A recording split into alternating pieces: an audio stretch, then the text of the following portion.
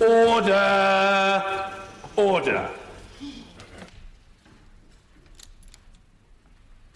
The ayes to the right, 310. The noes to the left, 310. Casting vote. The ayes to the right, 310. The noes to the left, 310. Order. In accordance with precedent, and on the principle that important decisions should not be taken except by a majority, I cast my vote with the noes. Yeah. So the noes have it. The noes have it. By casting vote 311 to 310. That is the proper way in which to proceed. We come now. Unlock! Yes, of course, we will come to the next vote, but of course, point of order, Sir Patrick McLaughlin. Mr. Speaker, I cannot recall when this was last happened. I'm sure you have been told the precedent. Perhaps you'd like to inform the House as to when it was last happened. I mean, my recollection, and I've been saying this for years across the country to audiences, so I hope it's right, is that the last occasion on which the Speaker had to exercise a casting vote was in 1993, and I believe, I'll be corrected by the Honourable Gentleman for Stone if I'm wrong, that it was appertaining to the Maastricht Treaty Bill. I say to the right honourable gentleman for Derbyshire Dales, I'm probably pushing my luck here in the face of such an established authority as the honourable gentleman member Stone, but I think it was on an amendment relating to the social chapter, and it was an amendment in the name of the then leader of the opposition, I believe, and Speaker Boothroyd cast her vote in the way that she did against that amendment. And the rationale, I say this as much for the benefit of new members as of others, for the exercise of the casting vote is, as I've said, that it is not for the chair to create a majority that doesn't otherwise exist.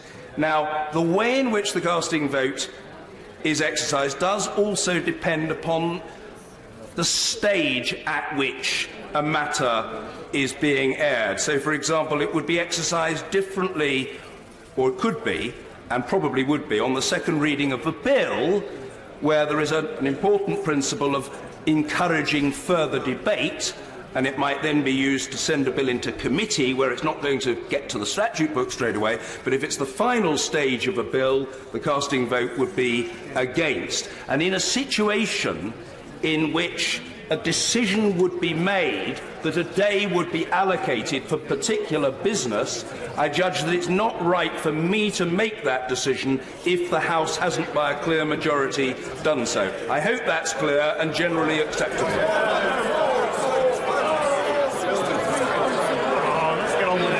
No more required. I am being teased mercilessly by the honourable gentleman member for East Worthing and Shoreham, and possibly by others. Well, I thought it was he. But anyway, people were saying more. They don't want more at all. Although I think the member for Stone usually does want more. Point of order, Sir William Cash. Simply say I quite understand the way in which that decision was arrived at. I did refer briefly to the question of Mr. Speaker Denison's ruling, but of course it so happens that there is this strange situation in which this particular bill should be about that European issue in which the Maastricht Treaty also was extremely important. Yeah, that's true. I don't want to tease the honourable gentleman, but I think in Hugo Young's book there's a whole chapter about the honourable gentleman. The honourable gentleman is not only an historical figure, some people might think the honourable gentleman is a world historical figure. Point of order, Mr. Mike Gapes.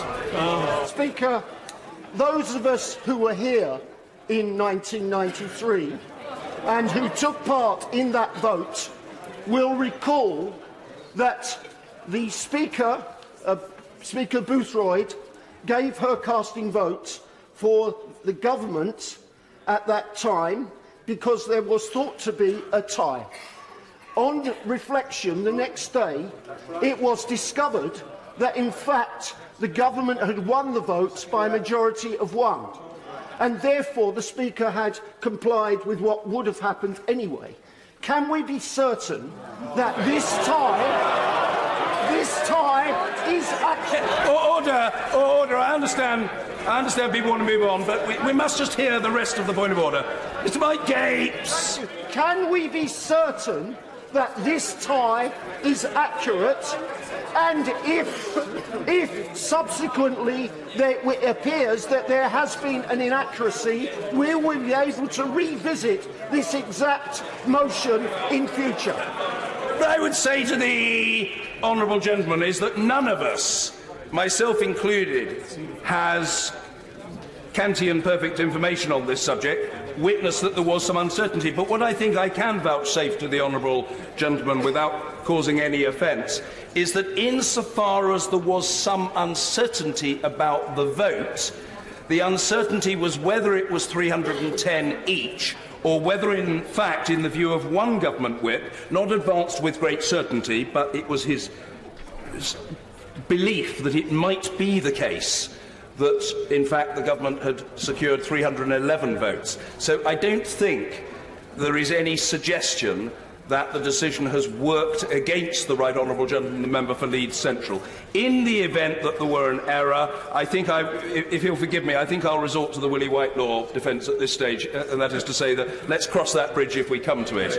But I'm not anticipating that we'll do so, and I thought it prudent to ask the government chief whip and the opposition chief whip to confirm, and they did so, as far as I know, amicably, and they appeared to reach an agreed conclusion. So there is no need to create a row on top of all other rows where there is none.